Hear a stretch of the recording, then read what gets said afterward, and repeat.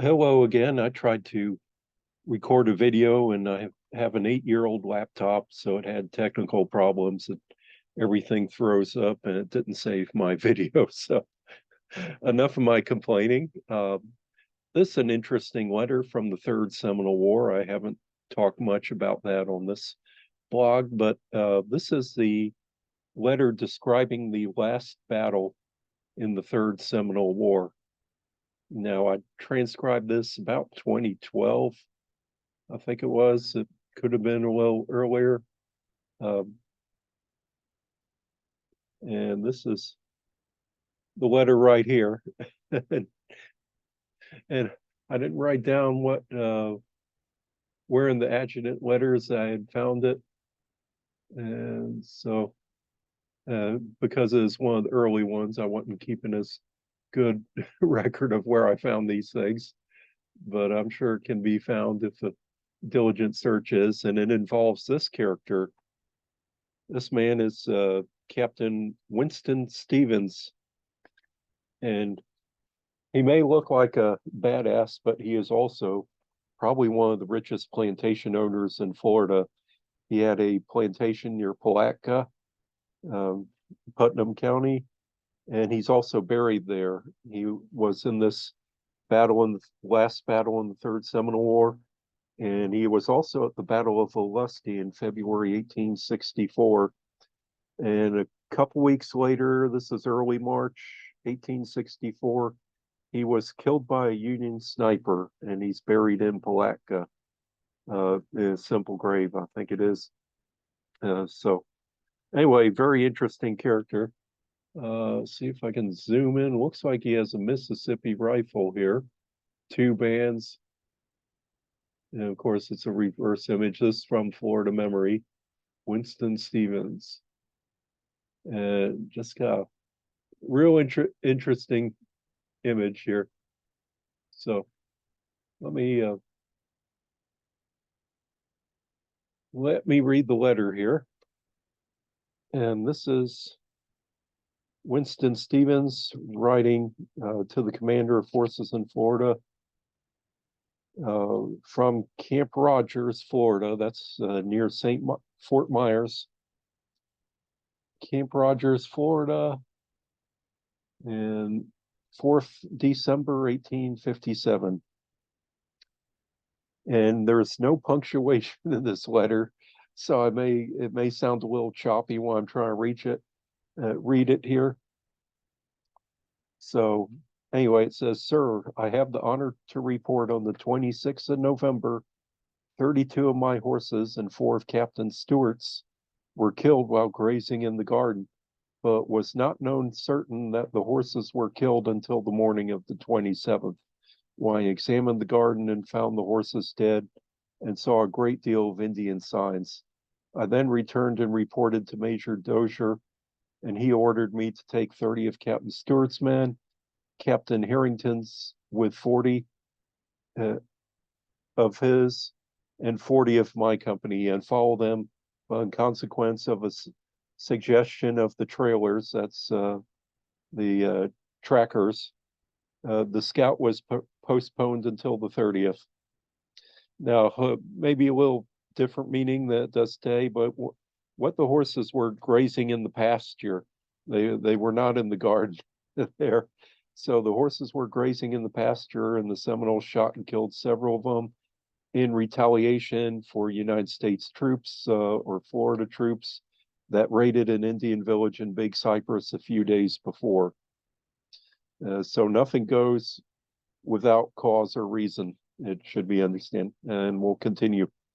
On the morning of the 30th November, I left camp with only 91 men, including a small detachment from Captain Cohn's company, as the companies could not furnish any more well men, and 4 of the above number left me on the first day of account of disability, leaving me 87 men rank and file. Captain Harrington was sick. Consequently, I only had 2 lieutenants with me. The crews of Captain Stewart's company and Lieutenant Stephens. I took the Indian Trail and followed it nearly in easterly direction, without the signs increasing until the evening of the 1st. when the trail intersected another large trail, and I suppose was used in going to the settlement that we had captured the Indians at on the 21st November. There were fresh signs going either way. Now there's no mention of where this is, so I suppose it's around Big Cypress, might even be what is Big Cypress Reservation today. He mentions a large Indian town, and the number that he gives of Indians, I think, are maybe a little overinflated. I don't think it's a town of 500 like you said earlier on. But anyway, I'm getting ahead of myself. Let's continue on the letter.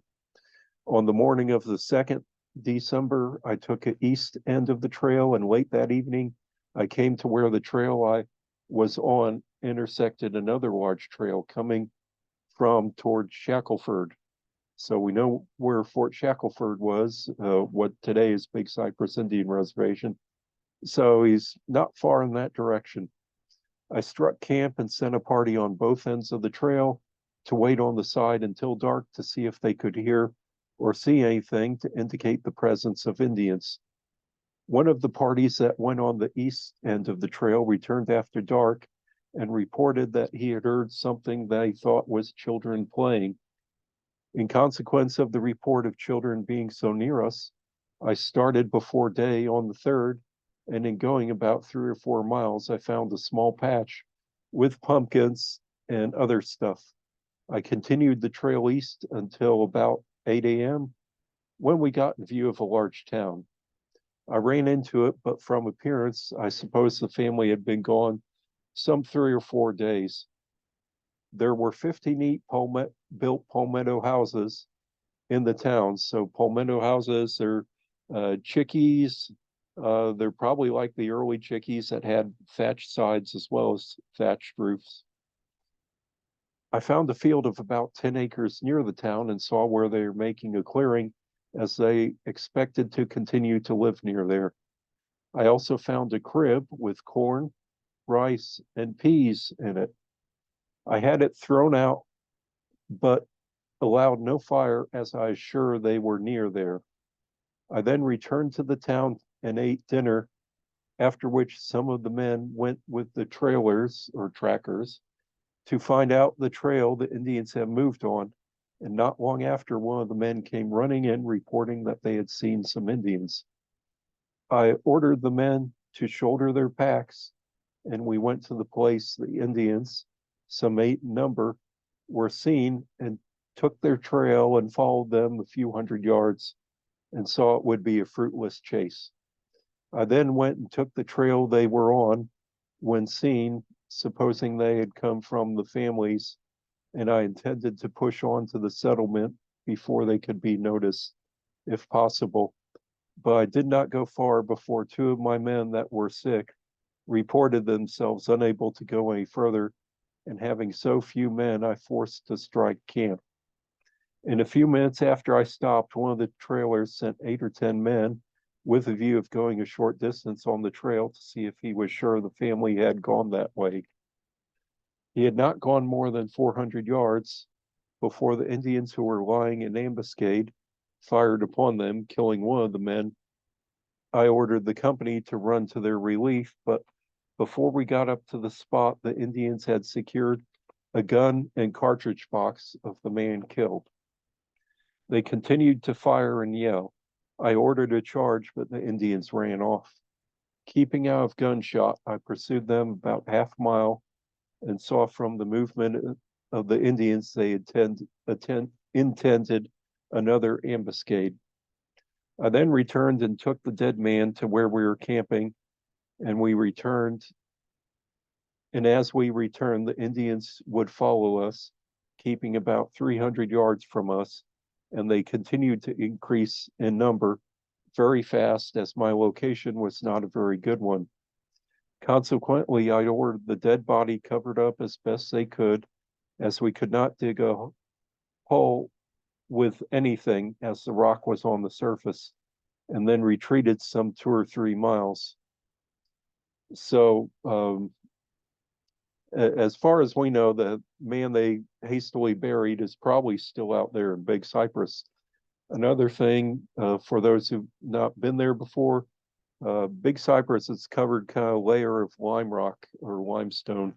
It's very close to the surface and you can't really dig into it. It's hard pan, very rough. And so that, I know exactly the area, kind of area they're in. They're not in the soft sand of some of the other parts of Florida. When I came to a dense cypress head and I passed as though I was going to continue, and when I got to the opposite end of the cypress head, I turned into it and went back to the first end and concealed ourselves and waited about half an hour when we heard them coming. And when they got close, we shot two of them down dead, and a third one was shot but got to run off. And I shot him in the back running from me, and he came very near falling on his face, but recovered and got into the cypress. I then returned to my hiding place, and after waiting some 2 hours, I heard some more coming and prepared. And when they got around the bodies of the two that were lying where they had been shot, we fired and killed three others and wounded another one mortally as he fell twice before he got out of sight in the cypress, making 5 killed on the spot and 2 badly wounded. I am sure they would not recover. I judge from the number of Indians that first fired upon my men and from the way they continue to increase that more than 200 fighting men could be collected in 12 hours. And I think they had 500 altogether from the signs I saw. And under all circumstance, I thought it prudent to come out of the swamp before my company was hemmed in. And, it's my opinion that he's maybe a little exaggerating on the number, because we'll see from later accounts that there might not even been that many warriors left in Florida at the time. I therefore marched from my ambuscade as soon as it was dark and arrived in camp on the morning of the 4th. I secured 5 rifles and shot bags. It was about 30 miles to the Indian town. A fight can be had at any time a party wants it, but I would advise that no less than 150 men be sent in, and them good hardy men, and would rather have more to use them to advantage.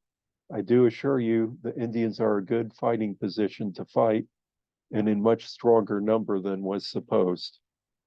I have every advantage of an approaching army as the country, or they have every advantage of an approaching army as the country is open with thick cypress swamp, airspace, giving them an opportunity to see the approach of the whites and prepare their ambuscade accordingly. The country, after a little more dry weather, will allow the transportation of supplies on pack mules and think it best for a service that not more than 6 days' supplies be carried by the men. Then they'll go much further and, if necessary, can move much quicker than with 10 days' supply. The men are all worn out that were with me. I remain yours respectively, W. Stephens, Captain Florida Mounted Volunteers, to Lieutenant W.S. Harris, Florida Mounted Volunteers, Assistant Adjutant General, a true copy, W.K. Dan Bokelin, Captain AGM. So, very interesting letter. Of course, there was not another expedition sent. This was the last battle of the Third Seminole War. And so the war ended about 6 months later, and I'm going to read another letter from that. And I hope you enjoyed that.